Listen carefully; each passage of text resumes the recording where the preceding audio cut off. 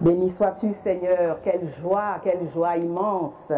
C'est vrai que nous avons chanté, dansé et le ciel a pâli de jalousie devant la joie qui émanait de cette assemblée.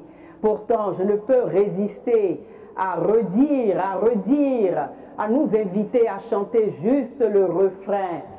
Le Christ est vivant, alléluia, il est parmi nous, alléluia, béni soit son nom dans tout l'univers, alléluia, alléluia, le Christ était mort, alléluia, le Christ est présent, alléluia, le Christ reviendra, le Christ est là, alléluia, alléluia,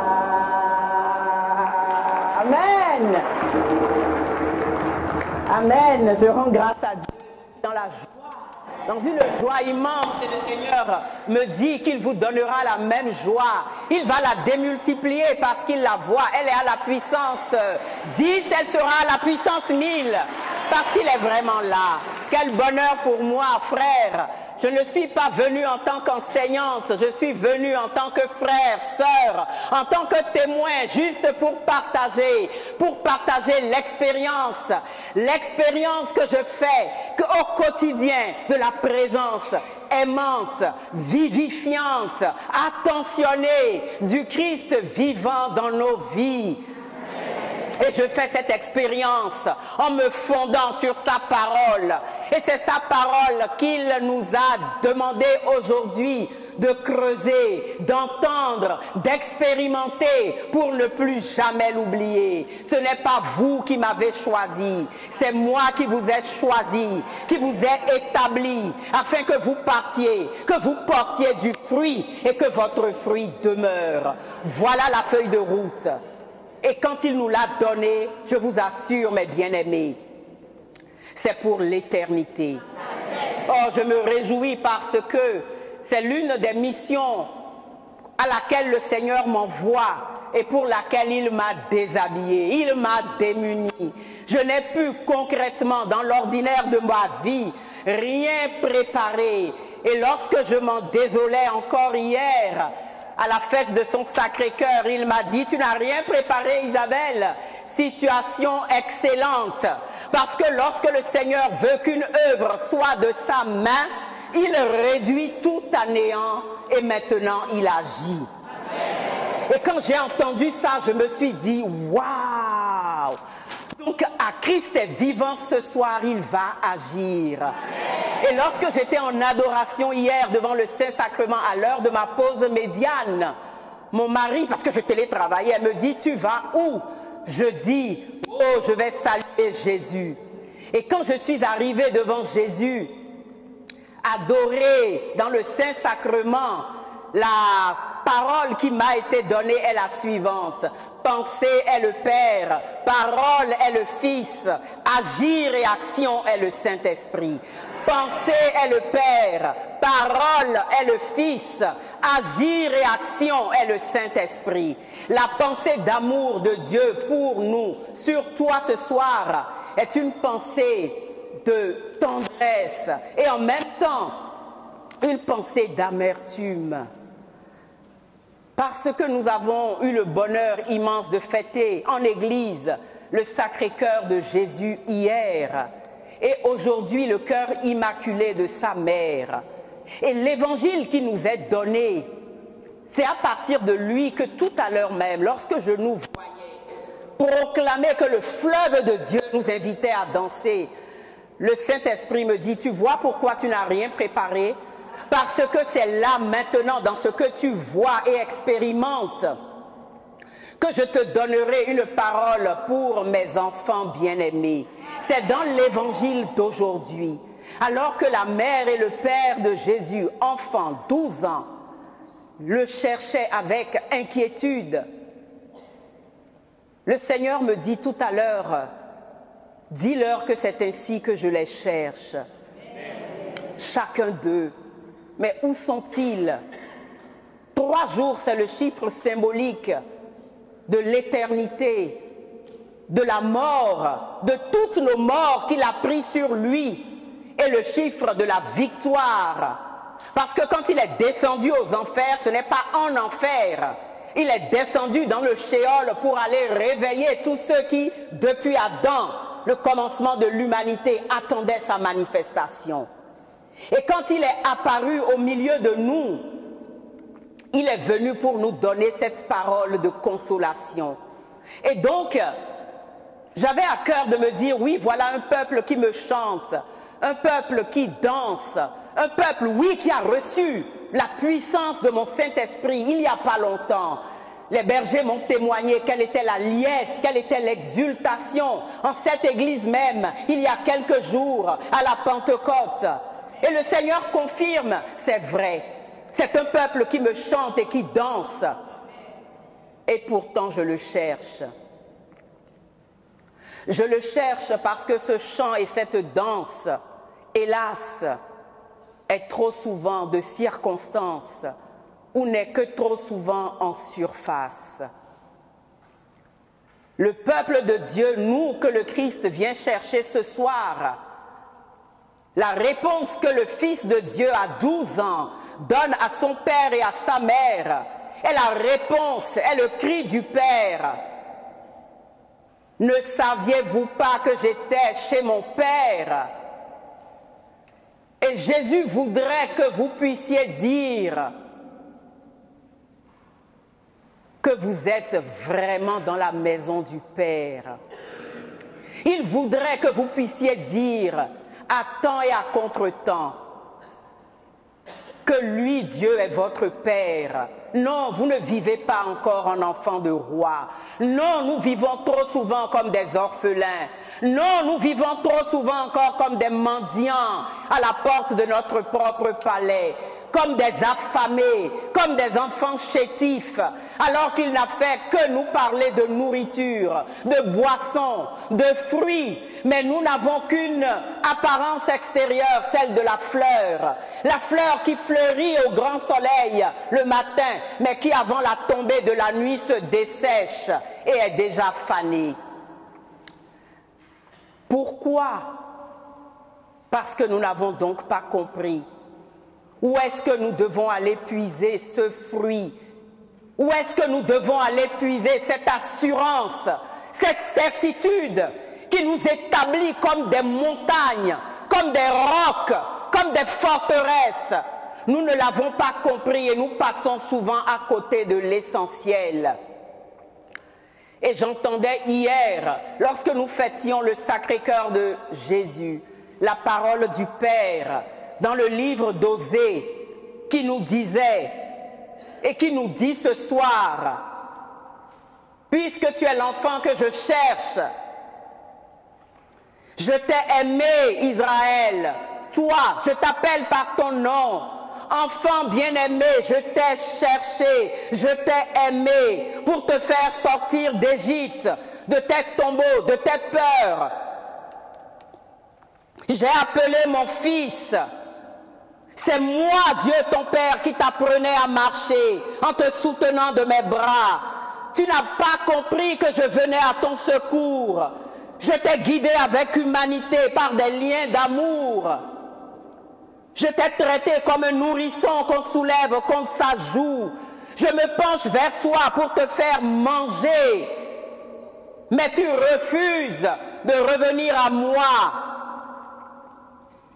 Mon cœur se retourne contre moi. Mes entrailles frémissent. Mais je n'agirai pas selon l'ardeur de ma colère, de ma déception. Je ne détruirai plus Israël, car moi, je suis Dieu au milieu de vous. Je suis devenu homme. J'ai laissé ma divinité pour devenir homme, pour que dans ton humanité, dans ta chair, tu deviennes Dieu. Je suis mort, j'ai souffert, j'ai été crucifié. J'ai pris sur moi le péché qui te condamnait. Le premier fruit de ton salut, c'est la conversion du péché. Le péché ne peut plus te lier. Le péché ne peut plus être à ta porte et tapis. Considère pour toujours que tu es libre. Et voilà le cri du Père. Ne savez-vous pas que je suis dans la maison du Père? Mais qu'est-ce que je fais dans la maison du Père? C'est de nourriture qu'il s'agit. C'est de vie abondante qu'il s'agit. Au mois de novembre, j'ai eu la joie d'être invitée par ma belle-sœur à venir l'aider et l'assister dans la naissance de son deuxième enfant. Elle habite le Canada. Quelle joie pour moi d'aller auprès de ces jeunes parents. Et quelle ne fut pas mon action de grâce lorsque la maman me dit « Isabelle, j'aimerais tellement que ce soit toi qui accueilles le bébé quand il va sortir de mes entrailles. Ton frère, le père, coupera le cordon, mais j'aimerais que tu le reçoives dans ta main. » Waouh! Pourquoi? Parce que ce faisant, je sais que tu le présenteras d'emblée à Dieu son Père. Et quelle n'a pas été mon émotion ce soir-là, après des heures de travail, des heures de prière, des heures d'attente, lorsque j'ai reçu cette petite fille dans mes mains. L'Esprit Saint a touché mon cœur et il m'a dit, voilà comment Dieu le Père est devenu homme, bébé, vulnérable. Voilà comment celui qui a créé le ciel et la terre, l'univers et tout ce qu'il contient, t'a tellement aimé qu'il a donné son Fils unique. Il l'a mis dans tes mains. Mon Dieu, jamais je n'oublierai. Et j'ai pris conscience de l'amour de Dieu pour moi, dans la fragilité dans laquelle il a voulu se révéler. Lui qui était de condition divine, il n'a pas revendiqué le droit qu'il égalait à Dieu. Mais par amour pour moi, pour toi, pour chaque homme, il s'est fait petit, obéissant, jusqu'à mourir sur la croix. Dieu a mis son corps d'enfant dans nos mains. C'est Sainte Thérèse qui disait, quand je regarde la crèche, je vois combien Dieu m'a aimé. Mais quand je regarde l'Eucharistie, le petit morceau de blé dans lequel il a voulu continuer à être nourriture, je réalise à quel point il m'a aimé encore. Et c'est ce que nous devons comprendre, mes bien-aimés. Voilà là où jusque Dieu est descendu. Parce que la créature était incapable de réparer l'offense, de l'orgueil, de la défiance vis-à-vis de Dieu. Après avoir essayé par des prophètes, de toutes les manières, il a décidé lui-même de venir dans la personne de son Fils. Et il y a 2 semaines, lorsque ma belle-sœur m'a appelée à la caméra et qu'elle m'a montré la petite que j'avais accueillie dans mes bras, elle me disait, cet enfant ne refuse toute nourriture hormis le sein maternel. Et quand j'ai raccroché, le Seigneur me dit, je te parle. Cet enfant que tu vois joufflu, pleine de vie à la caméra, mais débordante de vitalité, elle ne prend que la nourriture du sein maternel. Et toi, quelle est la nourriture que tu prends? As-tu donc compris que toutes les nourritures terrestres après lesquelles vous courez sont des nourritures qui vous dévitalisent, qui vous assèchent, et vous laissez de côté la nourriture essentielle, la nourriture principale? Je vous disais que Dieu ne nous parle que de nourriture. Parce que ce jour-là même, après avoir vécu donc cette situation humaine, d'observer un enfant plein de vitalité, mais qui ne est nourri qu'au sein maternel, le lendemain matin, voilà la parole de Dieu qui m'est donnée. En 1 Pierre,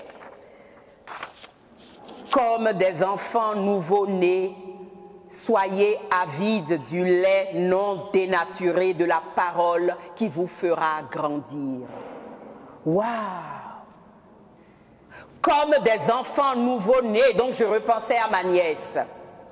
Soyez avides. Elle était avide du sein de sa maman. Et le Seigneur, parce qu'il connaît la fragilité de ma foi, me dit, Isabelle, je te donne cette image. Sans le lait maternel, cet enfant va périr, elle ne mange rien d'autre. Eh bien, si toi, chrétien, chrétienne, enfant de Dieu, tu ne prends pas l'épée de l'esprit, le glaive de l'esprit, la parole de Dieu, qui est le marteau qui fracasse le roc, tu vas dépérir, alors que je suis mort pour que tu aies la vie et que tu l'aies en abondance. Soyez avides du lait non dénaturé de la parole, qui vous fera grandir pour arriver au salut. Mais tu m'as sauvé depuis que tu es mort, ressuscité et que je suis baptisé, plongé dans ta mort et dans ta résurrection. Pourquoi me dis-tu que sans la nourriture de ta parole, je ne parviendrai pas à ce salut? Eh bien oui, mon frère et ma sœur, c'est de ça qu'il s'agit.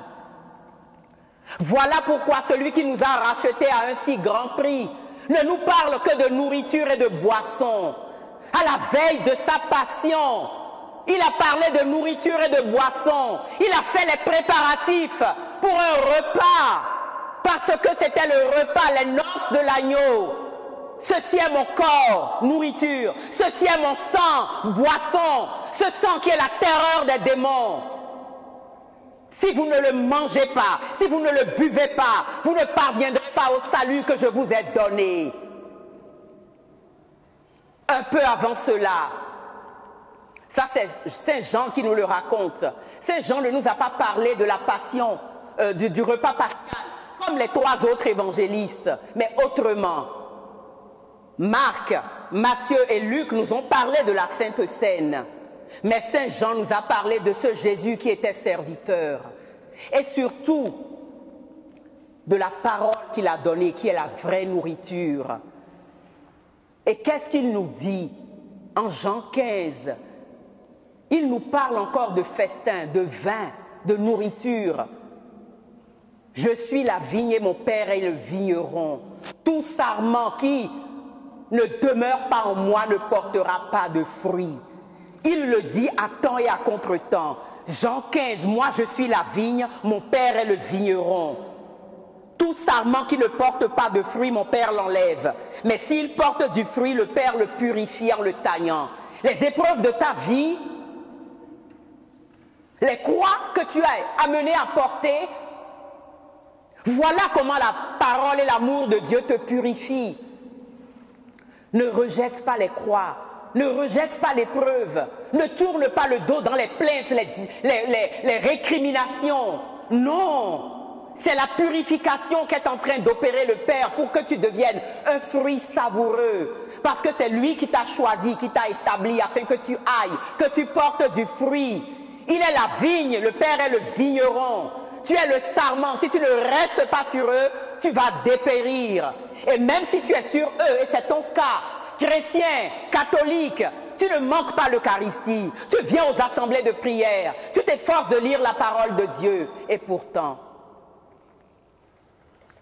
est-ce que tu donnes envie aux autres? Est-ce que tu mènes une vie de gagnant, de conquérant? Est-ce que dans les circonstances de ta vie, tu utilises le glaive de l'esprit, la parole de Dieu, pour fracasser le roc de l'ennemi? Voilà la question que le Père te pose ce soir. Je dois être chez mon Père. Oui, c'est certain. La plénitude du Saint-Esprit t'a été donnée depuis ton baptême. Elle se renouvelle à chaque sacrement de réconciliation. Elle se renouvelle chaque fois que tu communies dans la foi. Mais comment se fait-il que tu ne portes pas de fruits alors que le Seigneur t'a donné tout? Tu n'es qu'une fleur. Je me rappelle papa Jean qui me disait, il faut fleurir là où le Seigneur t'a semé.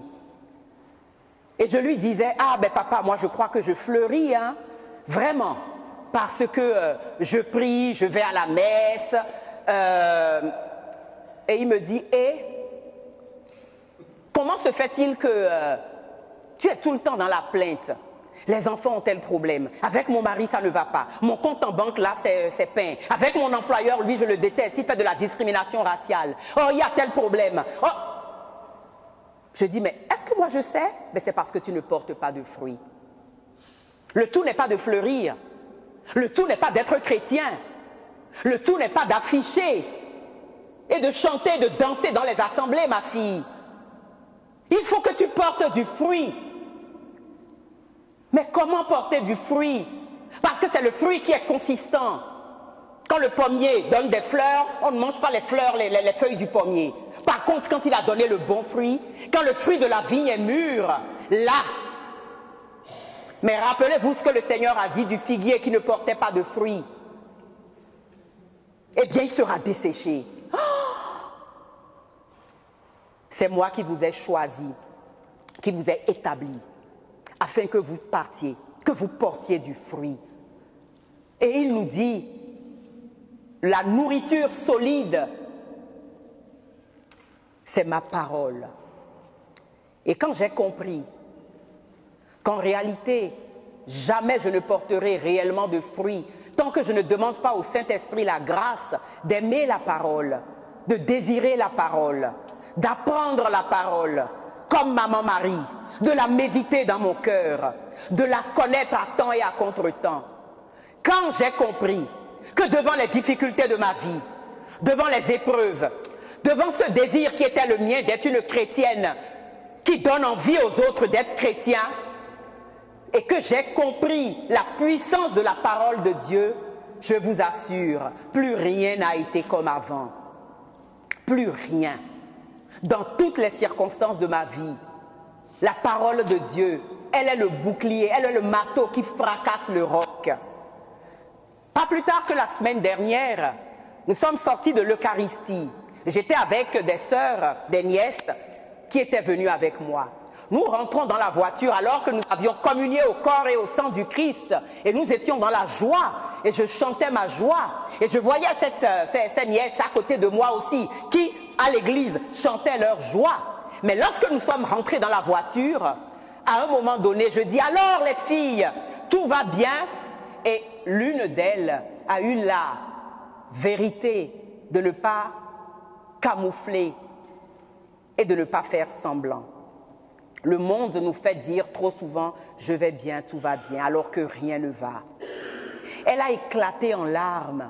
« Mais qu'est-ce que tu as ?»« Je suis triste dans mon cœur », me dit-elle. Je ne sais pas pourquoi. Ce que j'attends ne vient pas, et pourtant je prie, et pourtant je fais des neuvaines, et pourtant j'essaie d'être témoin, j'essaie, et pourtant, et pourtant, et pourtant. Et pensant que ce que le Seigneur nous demande, c'est de faire semblant, elle dit, mais bon, c'est pas grave. Je dis, ah non, voilà. C'est le fruit de l'Eucharistie que tu as reçu tout à l'heure qui fait émerger en toi cette vérité de ton âme. Ne faisons plus semblant devant le Seigneur. Il nous connaît, il connaît le fond de nos cœurs. Soyons dans la vérité, dans l'authenticité. Et osons lui dire ce qui ne va pas. Parce que lui nous dira toujours ce que nous devons faire. Devant le cri de cet enfant, l'Esprit Saint à qui je demandais, c'est toi qui es venu nous sanctifier. Que dois-je lui dire? Parce que c'est tout le temps ce que nous devons faire. Ce n'est pas nous. Non. Le Seigneur nous a dit, recevez mon esprit. Tous ceux à qui vous remettrez les péchés, c'est-à-dire le péché de plainte, de récrimination, lorsque nous entendons des frères et sœurs qui sont dans cette situation d'accablement, c'est une lutte avec l'ennemi qui leur dit, mais ça ne sert à rien de prier, c'est ça être chrétien, va plutôt dans tel groupe, va dans telle secte, va regarder sur les réseaux sociaux, va voir le développement personnel, va voir les coachs qui pilulent, va dans ces églises de seconde zone, là-bas il y a des manifestations, là-bas il y a de la puissance. Non. Non, le Saint-Esprit nous demande de pouvoir être des témoins. Et donc, qu'est-ce que l'Esprit me met à cœur? La parole de Dieu. Et je lui dis, tu sais quoi? Rentrons, rentre avec moi chez moi. Et immédiatement après l'Eucharistie, puisque Jésus est chaud, puisque la nourriture est là, puisque son corps est encore en moi, je ne l'ai pas digéré physiquement parlant encore, eh bien, on va prendre autorité avec sa parole. On va lutter avec la parole de Dieu. On va prendre assurance, force et victoire dans la parole de Dieu.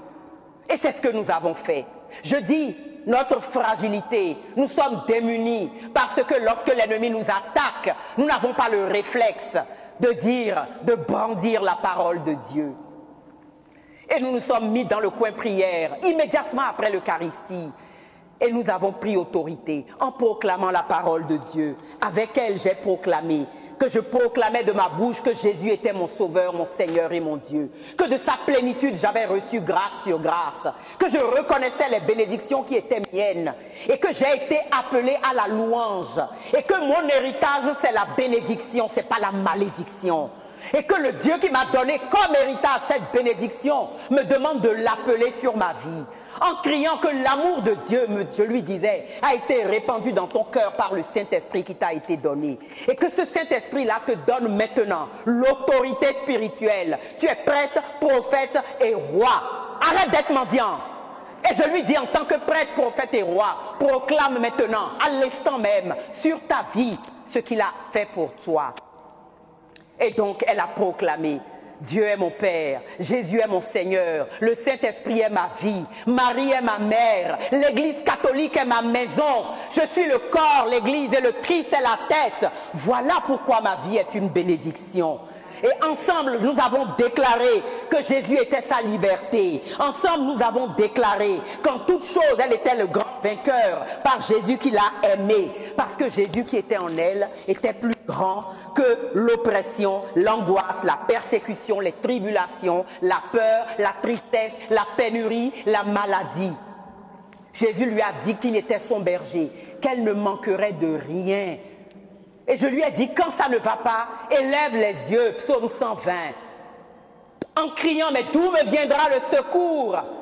Comme Bartimée, il était assis au bord de la route, mendiant, il ne voyait pas. On a essayé de le retenir, on ne voulait pas qu'il aille vers le fils de David. Mais il a crié. Est-ce que tu cries? Est-ce que tu cries? Crie, crie. Mais quand tu vas crier, le Saint-Esprit va te dire « Parole, parole !» Et là, tu vas dire « Ah !» Oui. Quand tu vas crier, le Saint-Esprit va te dire « Mange !» Maintenant, la parole que tu as mangée, elle est ta force. Et là, la parole, tu es démuni. Mais tu ne portes pas de fruits.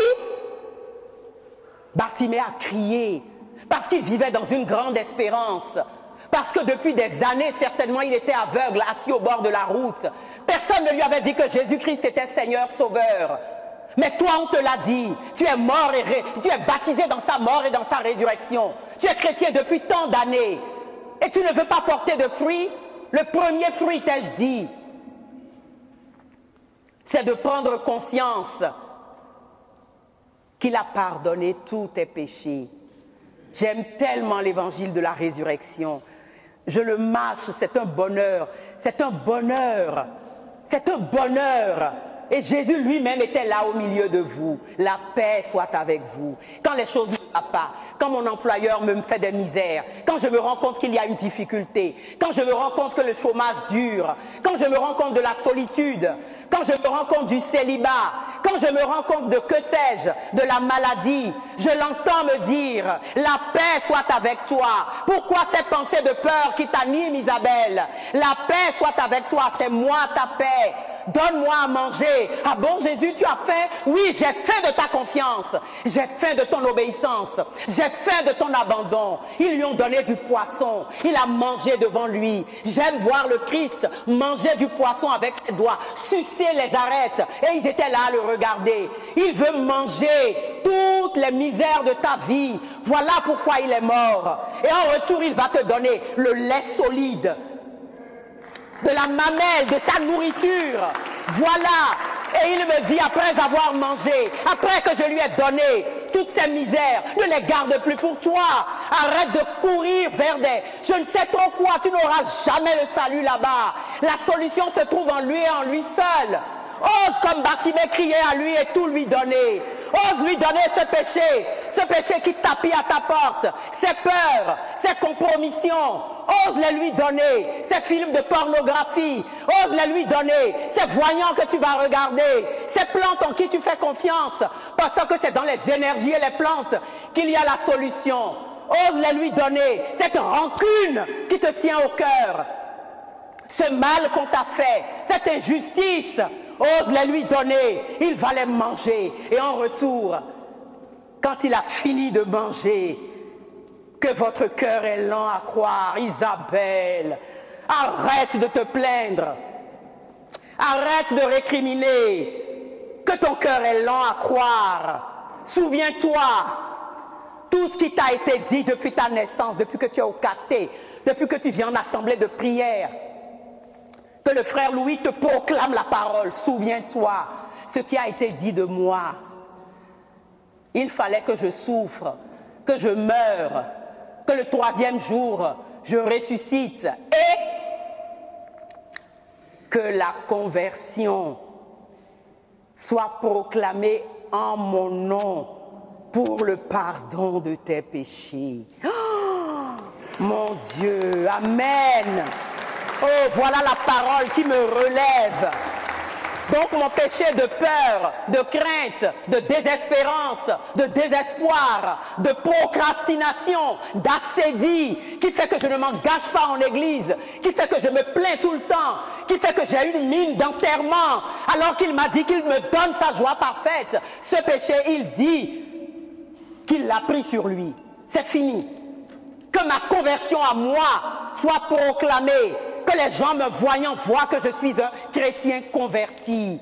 Et il continue en disant, Isabelle, chrétien, chrétienne, c'est à toi d'en être témoin. Luc 24. C'est à toi d'en être témoin de ce que j'ai réalisé pour toi. Moi, j'enverrai ce que le Père a promis. Mais ce que le Père a promis est déjà là. Au baptême, chaque jour, à la Pentecôte, à la confession, à la communion, à l'Eucharistie. Je vous dis ça, mais je n'emmène pas large. Parce que j'ai la grâce aujourd'hui, que je n'ai plus d'enfants en bas âge, que je suis libre de mes occupations, de vivre l'Eucharistie tous les jours. C'est un bonheur, et pourtant, l'ennemi tapit à ma porte. Il va rôder autour de moi. Et quand une situation difficile se présente, mon premier réflexe, c'est la crainte. Et l'Esprit Saint que je reçois dans l'Eucharistie me dit, n'aie pas peur. Tu m'as remis déjà toutes tes craintes. Je suis là encore. J'enverrai d'auprès du Père j'enverrai ce que le Père a promis. Qui c'est qu'il envoie? C'est lui, Jésus. Il est mort et ressuscité. Quand je serai parti, il est bon pour vous que je m'en aille. Parce que si je ne vais pas, je ne pourrai pas vous envoyer le paraclet, l'esprit de puissance et de vérité. C'est ce qu'il nous dit avec délectation. J'aime beaucoup Jean 15, quand il me parle de l'esprit, je vous dis la vérité. Jean 14, il vaut mieux pour vous que je parte. Arrêtez de dire, ah, moi vraiment, Sainte Thérèse et compagnie, là, eux, ils ont de la chance, ou bien si Jésus m'apparaissait, ou comme Sainte Bernadette, elle a vu la Vierge, mais c'est normal qu'elle soit sainte. Si moi je la voyais, tu la vois, la gloire de Dieu. Tu la vois dans l'Eucharistie, tu la vois dans tes frères, tu vois Jésus, il est présent. Arrête de fréquenter les églises qui te disent que l'Eucharistie n'est qu'une image. Non, non. Ce sont des forteresses que l'ennemi a mis dans les raisonnements. C'est Jésus vivant qui est là dans le tabernacle. Et il est dans ton cœur. Il est là en personne, en chair et en esprit. Tu ne suis pas un fantôme, a-t-il dit à la résurrection. Il te le dit chaque fois. Il est bon pour vous que je parte. Car si je ne m'en vais pas, le paraclet ne viendra pas à vous. Mais si je pars, je vous l'enverrai. Jean 14.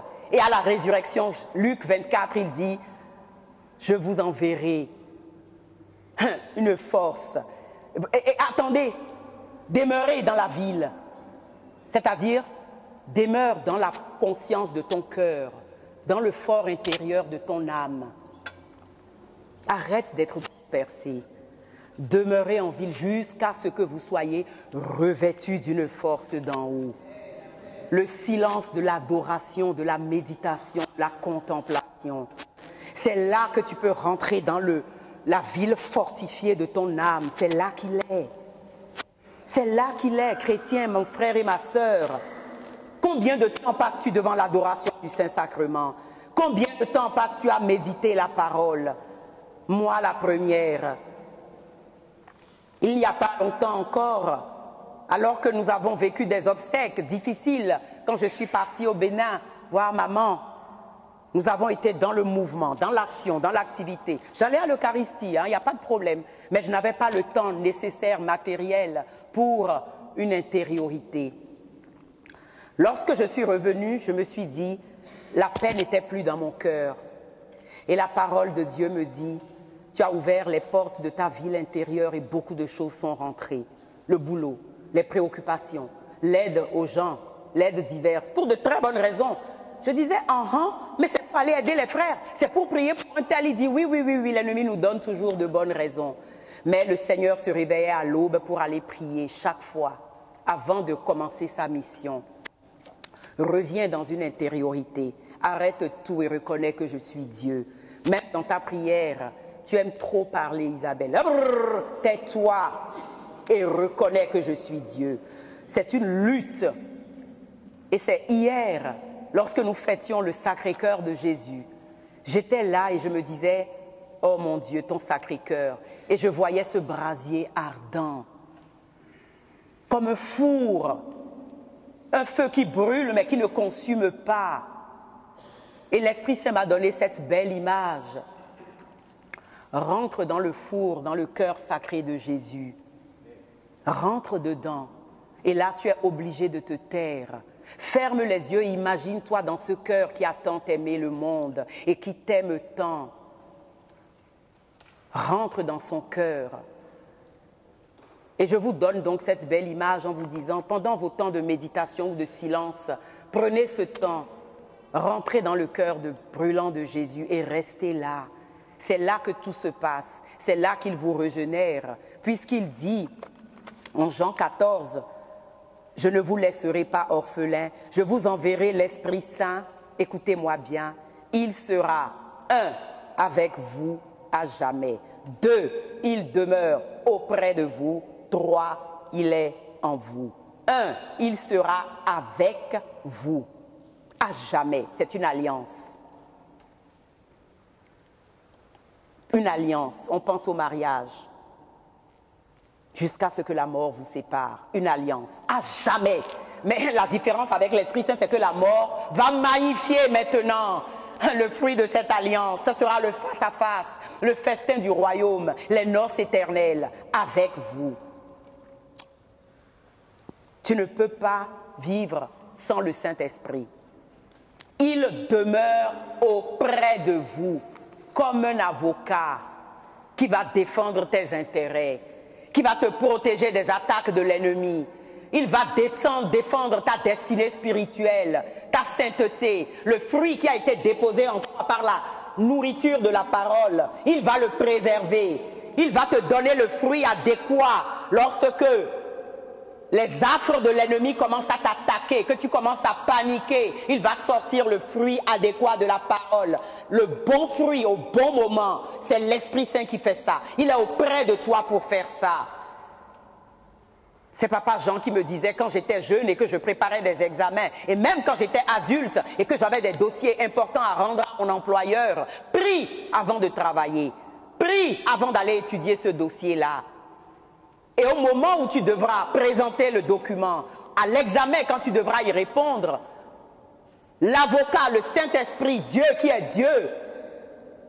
est auprès de toi, dis-lui, je t'ai prié avant, maintenant manifeste ta gloire. Qu'est-ce que le Saint-Esprit va faire? Il va tirer le tiroir et il va chercher à prendre le fruit, la parole adéquate qui va t'aider à parvenir à tes fins, qui sera ta nourriture. S'il n'y a rien dedans,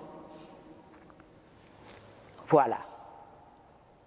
La nourriture que le Père nous donne, c'est sa parole. Et le premier fruit, donc, c'est la conversion des péchés. Et donc, je vous disais, je médite souvent cet évangile de la résurrection. Et je vois souvent André demander à son frère Philippe, « Tu as entendu ce qu'il nous a dit ?» Parce qu'après, Luc nous dit, « Et il les emmena jusque vers Béthanie. Il leva les mains, il les bénit, et pendant qu'il les bénissait, il s'éleva devant leurs yeux. Et eux, une fois que le Christ s'est élevé dans l'Eucharistie, il est là. Arrête de croire qu'il est dans un ciel, quelque part, et qu'il n'est pas au fait de l'ordinaire et des préoccupations de ta vie. Arrête d'écouter l'ennemi qui te dit qu'il n'est pas là, dans tes finances, dans le palabre avec ton enfant, avec ton époux, dans tes comptes en banque, dans ton travail, dans le métro, dans le RER, dans le problème de voiture, le problème que sais-je. Il est là. Il est avec toi. Il est auprès de toi. Il s'est élevé dans l'Eucharistie. Donc quand rien ne va plus, sors de la maison et viens. Parce que quand il s'est élevé, Luc nous dit quoi? Eh bien, les 12, ils se sont prosternés à terre. Jésus n'était plus là, physiquement parlant. Mais eux, ils étaient prosternés à terre. Les femmes, le matin de la résurrection, quand elles ont reconnu enfin le Maître, elles ont couru, elles se sont jetées, elles ont saisi ses pieds. Elles se sont prosternées. Et là, Jésus a dit, pour la première fois, il nous a appelés du nom de frères. Va dire à mes frères, jusqu'alors nous étions des amis. Je ne vous appelle plus amis, je ne vous appelle plus serviteurs, je vous appelle amis. Mais à la résurrection, c'est fini, c'est gagné, c'est gâté pour l'ennemi. Et toi, tu continues à être dans cette tiédeur, dans ce dilettantisme, dans cette pagaille dans ta vie. Je suis un Dieu d'ordre et non de désordre. S'il y a de la pagaille dans ta vie, re-questionne ce que tu manges. Et arrête de manger de la nourriture frelatée. Arrête de regarder des ciné à longueur de journée. Arrête de regarder des horoscopes. Arrête de passer ton temps à regarder des émissions abétissantes. Non, deviens un consommateur zélé. Deviens un ogre de la parole, un boulimique de la parole de Dieu. Et tu seras une Amazone vaillante, vaillant guerrier, disait-il à Gédéon. Gédéon dit, moi, vaillant guerrier, tu ne vois pas mes petits bras là? Moi, Limei Brévan, moi, dans le 9-4 là, tu vois ma petite vie ici? Ah, tu ne sais pas de qui tu es rempli. Et Gédéon a vu que dans la confiance et l'abandon, effectivement, il était un vaillant guerrier. Parce que le Seigneur lui a dit, ce combat n'est pas le tien, mais c'est celui de Dieu. Par contre, toi, demain, dans le livre des Chroniques, disait-il, descends contre eux. Prends position sur le champ de bataille. Arrête de fuir le champ de bataille. Arrête d'être là en spectateur à l'église. Arrête d'être là dans le groupe de prière. Simplement, sans donner de ton âme et de ton corps. Jésus qui vient va repartir sans que tu ne l'aies saisi. Arrête, parce que c'est de toi que parle le livre de l'Osée, le livre d'Osée. Mon enfant, je lui ai tout donné, mon cœur se remue dans mes entrailles. Pourquoi ne vit-il pas de la vie abondante? Voilà ce que le Père est venu nous dire. Prosternons-nous devant lui. Le bon fruit de la parole, après la conversion des péchés, le deuxième fruit, c'est de savoir que Jésus est vivant. Le Christ est vivant. Amen. Le Christ est vivant. Il est parmi nous. Béni soit son nom dans tout l'univers.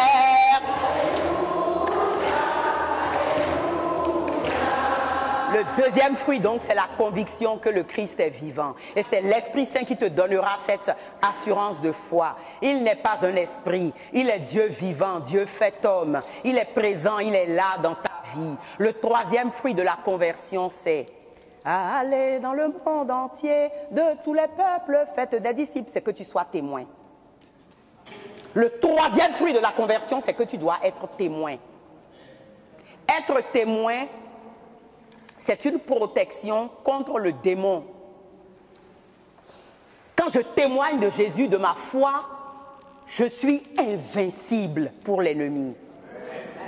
En Marc 16, allez dans le monde entier.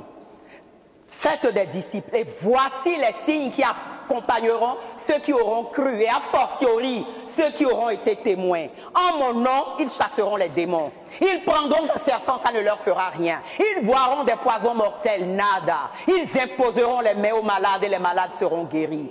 Si tu es témoin, tu es dans une protection invincible. Pourquoi ta vie ne témoigne pas? Plus que ta prière, c'est ton témoignage qui fait de toi un invincible. C'est Marie qui est la reine, maîtresse souveraine des anges. Et le plus grand témoignage de Marie a été de nous donner le oui qu'elle a dit à Dieu pour que nous ayons l'aurore du salut et la parole qu'elle méditait. Voilà pourquoi elle est la terreur des démons. Commence à devenir témoin. Jésus n'a jamais dit à la résurrection, va t'asseoir dans l'église et prier, va regarder des films, reste là, te plaindre à longueur de journée. Non, à la résurrection, il a dit, c'est à vous d'en être témoin. Voilà le fruit de sa mort et de sa résurrection. Et quand tu aimes la parole de Dieu, sois ce témoin-là. Au possédé géranédien qui l'a guéri de milliers de démons, je dis milliers, c'est-à-dire d'une multitude de démons qui voulaient le suivre, il a dit non. Non, retourne chez les tiens et sois témoin là où Dieu t'a semé. Et c'est ce que le possédé a fait. Et plus jamais les démons ne sont revenus parce que les bénédictions de Dieu ne sont suivies d'aucun chagrin. Mais si Dieu t'a déjà donné, oui, il peut enlever les démons de ta vie. Mais si tu n'es pas vigilant, il y en a une multitude d'autres qui viendront. La vigilance à laquelle il t'appelle, c'est quoi? L'amour de la parole. La pratique avec le cœur des sacrements. Vivre avec le cœur le sacrement de la réconciliation. Ne rien faire pour le Christ sans être allé à la croix, être revêtu des vêtements et des noces de l'agneau. Voilà, mon frère et ma sœur, ce que le Seigneur veut te dire. C'est moi qui t'ai choisi. Pourquoi tu as peur? Je t'ai choisi parce que tu as du prix à mes yeux, parce que tu as de la valeur et que je t'aime. Je t'ai établi. Enfin, quand on établit, le peuple établit le président de la République, sauf coup d'État, il est là. Quel que soit ce qu'il fait de bien ou de pas bien, le peuple l'a établi. Donc le Seigneur te dit que c'est lui qui t'a établi. Pourquoi tu as peur? Et il t'a établi pourquoi? Pour que tu ailles et que tu portes du fruit. Et le fruit de l'esprit, comment sauras-tu dans ta vie qu'effectivement, cette nourriture-là, tu la manges? Quand tu seras avide de la parole, quand tu ne peux plus te réveiller le matin sans que ton premier cri soit de dire « Je t'aime, Seigneur Jésus ». L'Esprit Saint m'a enseigné quand je récite mon Ave Maria. Je vous salue pleine de grâce, le Seigneur est avec vous, vous êtes bénie en toutes les femmes. Je dis « Mais pourquoi elle est pleine de grâce ?» L'Esprit Saint me dit « Mais dis-le parce qu'elle est la mère du Fils. Elle est la fille du Père, elle est la mère du Fils, elle est l'épouse du Saint-Esprit. » Et l'Esprit Saint dit « Continue. Jésus, le fruit de tes entrailles, est béni. » Et tu commences à prier. À quel moment tu dis à ta maman que tu l'aimes? Et donc, dans mon Ave Maria, quand je finis, Jésus, le fruit de ton sein, est béni, je dis, et moi, la fille des filles. Attention, hein, c'est à la croix que Jésus m'a dit que tu étais ma maman. Et tu m'as accueilli. La deuxième annonciation s'est faite à la croix. Et c'est moi qu'elle a engendré à la croix. À quelle maman on ne lui dit pas qu'on ne l'aime pas? Gladys, bien que vous soyez adulte, vous dites à maman Germaine que vous l'aimez, n'est-ce pas? Ben voilà, c'était la fête des mères récemment. Je suis allée à Cotonou, je n'ai pas arrêté de dire à maman Rose, je t'aime. Tant et si bien qu'elle a dit, bon, ça suffit comme ça. Vos histoires de plan là, je t'aime, je t'aime. Je dis, ben oui, Jésus nous dit qu'il nous aime, qu'il nous aime, qu'il nous aime. Nous avons appris à être dans la retenue, à être dans la maîtrise de nous, à être dans le correctement correct. À l'église, qu'est-ce qu'on va penser de moi? Qu'est-ce qu'on va dire de moi? Non! Manifestons notre joie. Vraiment. Que dans nos assemblées, on sente que le Christ est là. Que nous ne soyons plus, mais les assemblées, c'est pas possible. Je me dis toujours, mais c'est une assemblée morte. Mais ils n'ont pas vu Jésus ou quoi? Des fois, je dis, mais ils ne te voient pas ou quoi? Mais ils attendent quoi?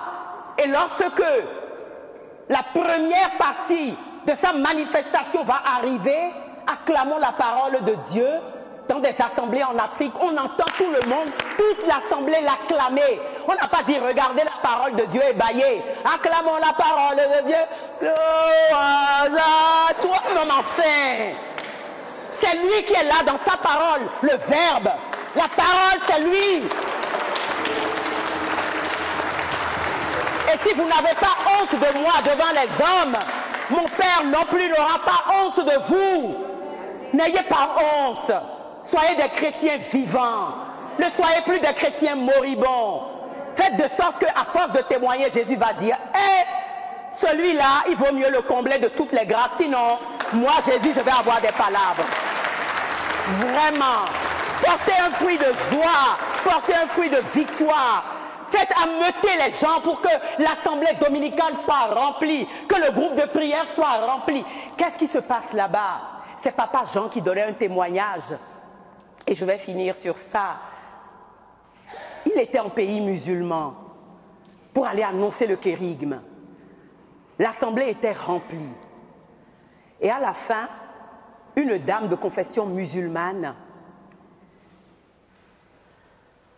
a été guérie. Et la dame donne son témoignage. Sa maladie était une maladie incurable. Elle a fait tous les médecins, tous les guérisseurs. La condamnation était tombée. Elle apprend de sa voisine que Jésus est mort pour nous guérir. Elle dit, nous qui? On dit toute l'humanité. Moi aussi? Oui. Il est où on le voit? Où Jésus? Où est-ce que je peux aller le voir? Ah, mais ça tombe bien. Il y a une assemblée charismatique, un groupe comme le groupe Il est vivant, qui vient louer le Seigneur. Et chaque fois qu'il commence à chanter, que le fleuve de Dieu nous invite à danser, eh bien le ciel est là sur l'autel. Mais vous ne le voyez pas, ils sont là. Et donc elle est venue à cette assemblée. Et pendant l'Eucharistie, l'homélie, on commence à dire, elle dit, mais il est où Jésus? On dit, il est là. Elle dit, il est crucifié, il est mort. Mais moi qui croyais qu'il allait venir me guérir. Et Papa Jean qui lui dit, mais attends, la fin de l'épisode, tu es trop pressé. C'est le tome 3. Il est né, il est mort et crucifié et mort. Mais il est vivant. Il est où? Au milieu de nous. Où? Dans la Sainte Eucharistie. Comment je vais faire pour le voir? Dans la foi. Eh bien cette dame avait la foi du cantonnier. Dans ton cœur, dis-lui, crie-lui comme Bartimée, dis-lui que tu as foi en toi, en lui, et tu verras. Elle n'avait plus rien à perdre. Nous avons trop à perdre. Nous sommes des chrétiens habitués. Nous sommes des chrétiens du temps de Tertullien au début de l'Église, quand il y avait des personnes qui étaient possédées par le démon, on n'appelait pas les exorcistes. On allait appeler les baptisés de l'année, ceux qui à la nuit de Pâques avaient reçu le baptême. C'était encore des chrétiens remplis de zèle, remplis de feu. Les soucis du monde, la séduction des richesses n'avaient pas étouffé la grâce en eux. Nous, ce n'est pas qu'elle a étouffé. Elle est enterrée à 3000 lieues sous terre. Et on n'est plus capable d'être des chrétiens qui impactons notre vie. Eh bien, cette dame, parce qu'elle avait cette foi-là, candide, et elle croyait comme Bartimée, on lui dit, quand Jésus va passer dans l'hostie, donc prie pour nos frères qui disent que Jésus n'est pas dans l'hostie, prie pour nos frères qui disent que Marie n'est pas la mère de Dieu et notre mère. Vraiment. Voilà, c'est une parenthèse. Et arrête de courir là-bas, tu as le diamant ici. Tu as la plénitude dans l'Église catholique. Tu as la parole, tu as la mère, tu as le Christ vivant. Alors, tu as les frères et sœurs pour aimer. Donc, on lui dit, quand Jésus va passer, dans la foi, touche-le. Dans la foi, crie, Jésus, guéris-moi. Et puis, c'est ce qu'elle a fait. Et cette dame qui était arrivée en fauteuil, incapable de se mouvoir, lorsque la procession du Saint-Sacrement est terminée, comme ça va l'être tout à l'heure dans le ministère. Jésus est vraiment présent dans l'Église. Tout à l'heure, dans la douceur, il va venir opérer en vous une opération chirurgicale. Ma fille me disait tout à l'heure, où tu vas? Et j'ai eu un lapsus. Je dis, je vais en consultation chez Jésus. Oups. Et l'Esprit Saint me dit, si, c'est une vraie consultation chirurgicale que je vais opérer ce soir. Parce que ma parole sera proclamée. En apparence, ils sont tous des chrétiens heureux, mais dans les profondeurs des cœurs, j'ai besoin de faire une opération. Mais je ne peux pas la faire s'il ne me demande pas de le faire. Je ne peux pas le faire s'il ne crie pas à moi. Je ne peux pas le faire s'il me cache certains symptômes. Je ne peux pas le faire s'ils ne sont pas dans la vérité de leur être profond. Mais s'ils le font, je ne suis pas un homme pour mentir. La parole qui sort de ma bouche ne me revient jamais sans avoir accompli ma mission. Dis-leur alors, Isabelle, que ma parole est la véritable nourriture et qu'avec cette parole, ils vaincront le monde. Avec cette parole, ils seront des chrétiens vainqueurs, des chrétiens gagnants, des chrétiens qui impactent leur environnement, qui impactent leur vie, des chrétiens qui en appellent d'autres, comme je vous ai dit.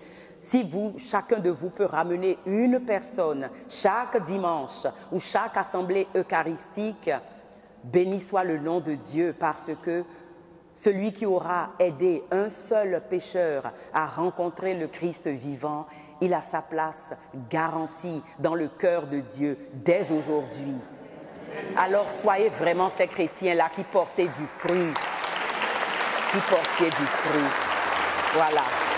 Vous voyez, c'est un témoignage, ce n'est pas un enseignement, c'est un témoignage. Ce que mes yeux ont vu, ce que je touche chaque jour de mes mains, ce que je contemple, je suis venu vous le partager. C'est le Verbe de Dieu. C'est Dieu qui s'est fait homme, c'est Dieu qui s'est fait chair, c'est Dieu le Verbe. La parole, c'est lui, le fruit de l'Esprit.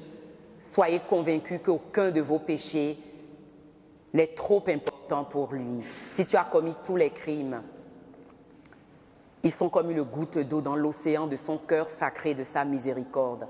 Le deuxième des fruits que tu dois porter, c'est la conviction intérieure que Christ est venu, Christ est né, Christ est mort. Christ reviendra, mais Christ est déjà vivant dans ta vie, qu'il est quelqu'un, qu'il est auprès de toi. Le psaume 120 nous dit, il est là auprès de toi, il est ton gardien, il ne dort pas, il ne sommeille même pas, il empêche ton pied de glisser, il est même ton ombrage, de la même façon qu'il a été l'ombre qui a recouvert la Vierge Marie. Tu es chrétien, l'ombre du Saint-Esprit te recouvre, mais tu te dis, ah bon, pourquoi moi je n'engendre pas Dieu? Eh bien c'est parce que, pourquoi tu n'engendres pas Dieu? Eh bien c'est parce que cette nourriture que tu as reçue, tu la négliges tellement, tu la manges si peu, que ce n'est pas une indigestion que tu fais, c'est une anémie. Tu es tellement anémié parce que tu ne vas pas à la source. Tu ne vas pas manger et boire véritablement. Voilà ce que le Seigneur te dit. Il est vraiment vivant. Et le quatrième fruit pour lequel il t'a établi, qu'il te demande de porter, c'est le thème de notre échange cet après-midi, c'est que tu dois être témoin. Tu dois annoncer le Christ par ta vie, par tout ce que tu es. Ton charisme, c'est le sourire, c'est la joie, c'est le service, c'est la bienveillance. Voilà l'annonce du Christ que tu fais. C'est le manque de plainte, c'est la foi expectante. C'est de dire à ta voisine, quoi, ton fils a la fièvre? Ben allons, Jésus va le guérir. Quoi? Mais allons, prions, comme le berger vient de le faire. Simplement, soyez témoins. Ils imposeront les mains aux malades et les malades sans... Enfin, il est un menteur ou quoi? Jésus est menteur? Mais pourquoi tu ne veux pas expérimenter ce qu'il te dit? Expérimente-le. Toutes les personnes que le Seigneur m'envoie dans ce charisme de guérison des cœurs, de juste témoigner. Mais j'entends des histoires invraisemblables. Mais quand le Seigneur me l'envoie, je me dis, ok Jésus, ça là, c'est une histoire plus que fracassia. Je ne sais pas par quel bout le prendre. Mais si tu me l'envoies, c'est pour que je proclame ta parole et qu'il soit guéri. Tu connais les méandres de son âme. Moi, je ne l'ai au téléphone que 1 heure. Eh bien, je vais lui proclamer le kérigme. Et je me contente dans la foi que me donne le Saint-Esprit, dans la confiance et l'abandon que je demande à ma mère du ciel quand je médite le rosaire, que j'essaie de méditer au moins le mystère du jour. Je dis aux frères et à la sœur simplement que Jésus l'aime. Et c'est systématiquement le cas. La guérison ultérieure s'opère. Je vois des gens se relever. Je vois des gens affermis. Je vois des gens debout. Et je me dis, mais vraiment, Seigneur, tu es vraiment Dieu, nom de Dieu. Alors, n'oubliez plus, le Dieu auquel vous croyez, il est vraiment le Seigneur de gloire. Il est le Dieu qui a créé le ciel et la terre. Et il te dit, mon enfant bien-aimé, décide aujourd'hui de crier à moi tout à l'heure dans le ministère. Si ma parole proclamée, tu l'as reçue, eh bien je vais passer. Je vais te guérir. Je vais te toucher. Pendant le ministère, ferme les yeux. Ne regarde pas le voisin. Je vais agir. Dans la certitude de foi qui était la mienne, je savais que ce soir, le Seigneur accomplirait des signes. Pourquoi tu le savais? Mais parce qu'il l'a dit. Chaque fois que ma parole est proclamée, en Luc 4, c'est ce qu'il a dit, et je vais finir, c'est promis, berger. Chaque fois que la parole est proclamée, c'est comme le premier jour, parce qu'il fait toutes choses nouvelles. À la synagogue, Jésus a dit, l'Esprit du Seigneur est sur moi. Moi aussi, je suis chrétienne, l'Esprit du Seigneur est sur moi. Je suis devenu lui depuis mon baptême. Et il dit, l'Esprit du Seigneur est sur moi. L'Esprit m'a consacré. Tu es consacré, chrétien. Arrête de croire le contraire. Mais vis comme un consacré. Dis non au péché. Rejette les œuvres des ténèbres. Le mensonge, le vol. Rejette toutes ces œuvres-là. Tu es consacré. Et il m'envoie porter la bonne nouvelle. Annoncer aux captifs leur libération. Aux aveugles qu'ils retrouvent la vue. Leur dire que toutes leurs solutions du monde, c'est des solutions éphémères, inutiles, dangereuses. Jésus est l'unique et la seule solution.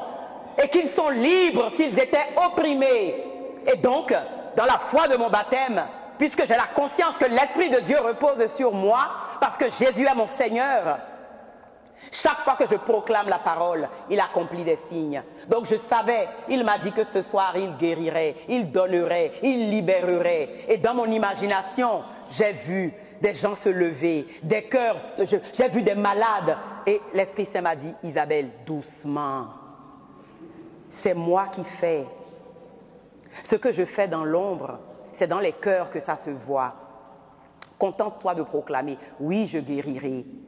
Et le noyau, quand je suis arrivée, m'a donné la confirmation que Jésus avait dit ce soir, qu'il agirait dans la douceur, comme le miracle de sa naissance, dans la plus grande humilité.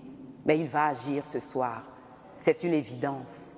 Comme le miracle de l'Eucharistie, tout se passe. Le Dieu qui a créé le ciel et la terre est dans un petit morceau de pain. Ma petite fille de 7 ans me dit, mais tu ne peux pas couper un petit morceau du pain là pour que je goûte et voir ce que c'est? Elle a déjà le désir. Et je lui dis, ah ben si je coupe le petit morceau de pain, c'est que Jésus, tu vas le manger. Je vais le manger. Voilà, oui, il est vraiment là. C'est la foi qui nous fait reconnaître qu'il est présent. Alors soyons dans cette foi. Sachant que le fruit de son amour, de sa parole, de sa vie nous est donné. Soyons comme des enfants nouveau-nés. Soyons avides de la nourriture de sa parole, de son Esprit Saint, de son amour, de l'Église, des sacrements qu'il nous donne à profusion. Et sachons que notre foi est le plus beau cadeau, le plus beau témoignage, en étant témoin de son amour. C'est le plus beau témoignage et chaque fois que nous serons témoins, nous verrons la manifestation des grâces et des dons de Dieu dans nos vies. C'est la foi qui nous fait reconnaître en ce pain et ce vin consacré la présence de Dieu notre Maître, le Seigneur Jésus ressuscité. Voici le corps et le sang du Seigneur, la coupe du salut et le soin de laver. Dieu immortel,